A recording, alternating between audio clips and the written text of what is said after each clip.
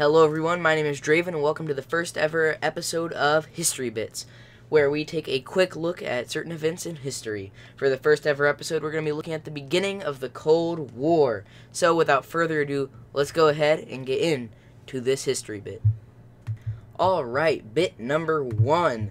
The events leading up to the Cold War. In 1945, the USA dropped the first nuclear weapons on Japan. After this event, the U.S. became the world's one and only superpower.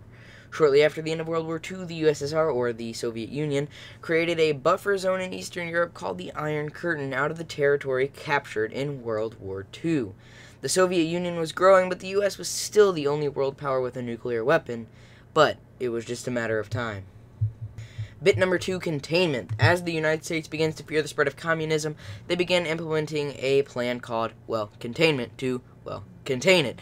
And so they want to stop the spread of communism. So in 1947, Truman signs the Truman Doctrine to encourage democracies to form in Europe and stop communism spreading further by giving aid, specifically this time around to Greece and Turkey due to Soviet threats. Then, in 1948, the Marshall Plan is signed, which allows the U.S. to give money to Soviet-threatened countries. We send food to children, and we send more exports to Europe. And finally, ask the Soviets to help reunite Germany. They reject.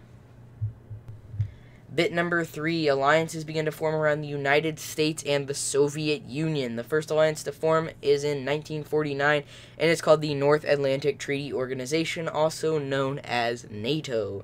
This is an alliance specifically centered around, the United States and its allies.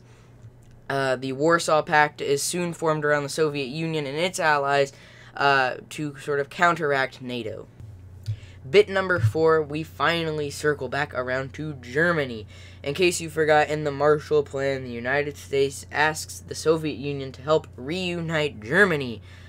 And to nobody's surprise, they reject. So we finally follow up with as 3 of the 4 pieces of Germany reunite to form the Democratic West Germany, as the Soviets keep their communist hold on the newly formed East Germany.